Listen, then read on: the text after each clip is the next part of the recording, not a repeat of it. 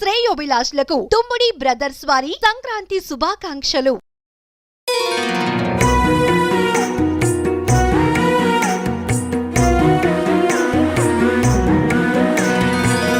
జై శ్రీకృష్ణ.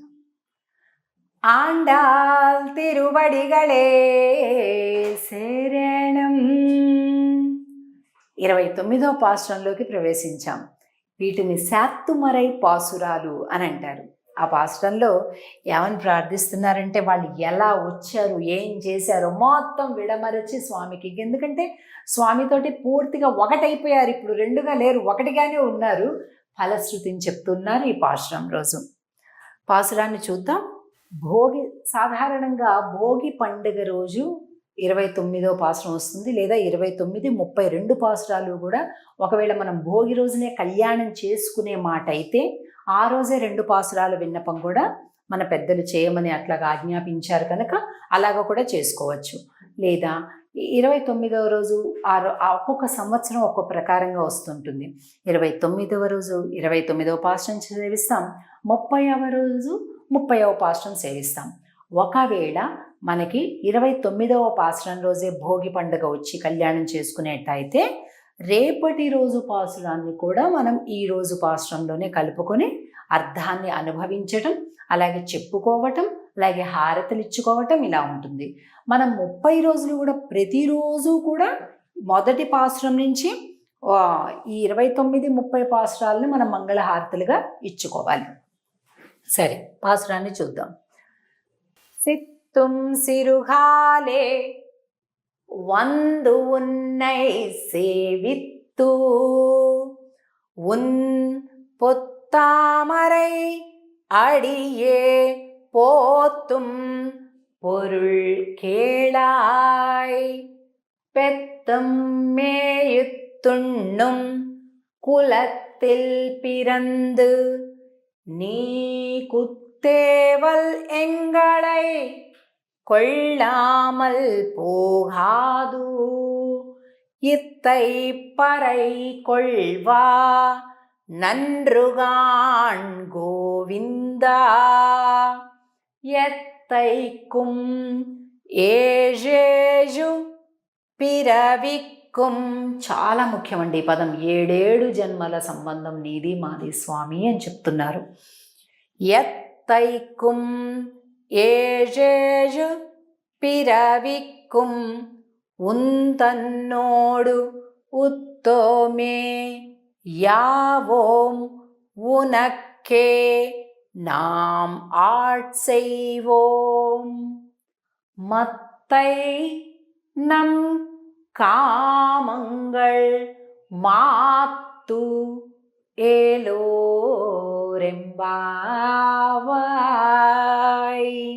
ప్రాతక సిత్తుం సిరుకాలే, పొద్దున్నే బ్రాహ్మీ ముహూర్తంలోనే వందు ఉన్నై సేవిత్తు, నిన్ను సేవించుకోవాలని చెప్పి వస్తున్నాం స్వామి.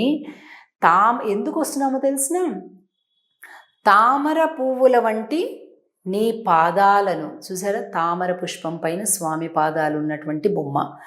నీ తామర పుష్పముల వంటి నీ పాదాలను సేవించటానికి వస్తున్నాం మేము. ఎందుకు? బంగారు ఛాయ కలిగిన నీ పాదాలకు మంగళం పాడాలి అని వచ్చాము. అలాగే ఈ జన్మలోనే కాదు, అన్ని జన్మలలో కూడా నీతోని సంబంధం కలిగి ఉంటూ నీకే సేవలు చేస్తూ మేము ఉండాలి. ఇంకొక కోరిక, అసలు ఎంత అద్భుతమైనటువంటి వాక్యం అంటే ఫలశ్రుతిలో. మామూలుగా ఫలశ్రుతి అంటే పిల్లలు బాగా అవుతారు, ఉద్యోగాలు బాగా వస్తాయి, ధన సంపదలు బాగా వస్తాయి, సిరి సమృద్ధులు ఉంటుంది, ఆయుష్, ఆరోగ్యం, ఐశ్వర్యం, ఆనందం ఇవి చెప్తారు ఫలములుగా. కానీ తిరుప్పావైలో ఫలములుగా ఏం చెప్తారంటే, మాకు ఏ కోరికలు వద్దు, అలాంటి హృదయం మాకుండేలాగా చెయ్యి. ఇంకా ఆ కోరిక, ఇంకా ఆ కోరిక, ఇంకా అలాంటి ఒక శరీరాన్ని భోగాలలో ముంచెత్తేటటువంటి కోరికలు మాకు కలగనివ్వకు. మాకు ఆనందము అంటే నిన్ను ఆరాధించటమే ఆనందం అనిపించేలాగా చెయ్యి స్వామి. అంటే మమ్మల్ని అలా అనుగ్రహించు అంటున్నారనమాట. ఇంకో ఇక్కడ మత్తైనం కామంగళ్ మాత్తు, మాకు ఏ ఇతరమైనటువంటి కోరికలు, భగవత్ సేవనే కోరిక తప్ప సేవ వల్ల మరొక కోరిక తీరాలి అనేది మాకు ఉండకూడదు అని చెప్తూ ఈ పాశ్రంలో కుత్తేవలెంగళై కొళ్ళామల్ పోగాదు అని అంటూ మనకి లక్ష్మణస్వామి శ్రీమద్ రామాయణంలో ఏం చెప్తారో అదే చెప్తున్నారు, అడుగుతున్నారు. ఏమడుగుతారు లక్ష్మణస్వామి? అహం సర్వం కరిష్యామి, అన్నీ నేనే చేయాలి, అన్ని సేవలు. అన్నగారు నిద్ర లేచేసరికి దంతధావనానికి కావాల్సినటువంటి పుల్లల్ని పెట్టడం, స్నానానికి ఏర్పాటు చేయటం, వస్త్రాలు సిద్ధం చేయటం, సంధ్యావందనానికి కావాల్సినటువంటి సిద్ధం చేయటం, యజ్ఞ హోమాదులకి సిద్ధం, అన్నీ 1, 2 లేదు, మొత్తం అంతా ఎలా చేస్తారో ఆ ప్రకారంగా మాకు కూడా అన్ని సేవలు మాకే ఇవ్వాలి నువ్వు అని అడుగుతున్నారు. అంటే కైంకర్యాన్ని ప్రార్థించటం.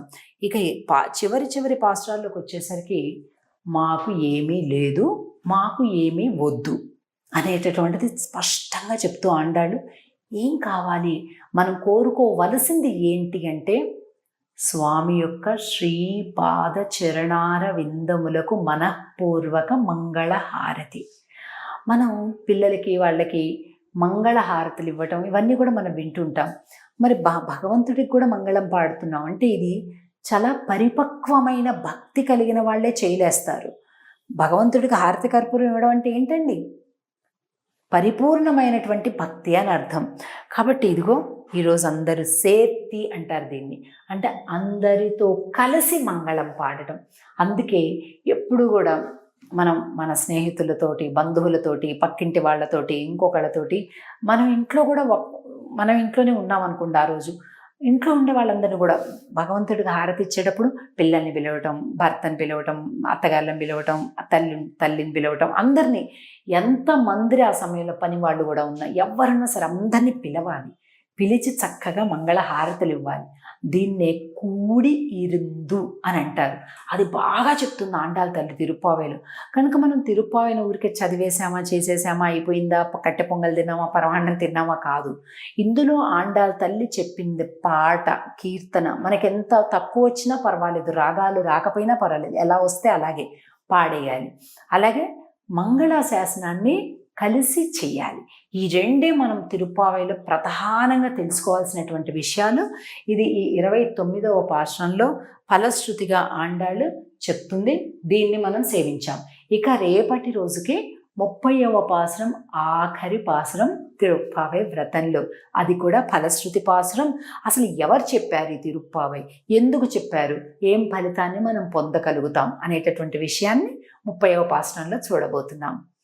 ஆண்டாள் திருவடிகளே சரணம். ஜெய் ஸ்ரீ கிருஷ்ணன்.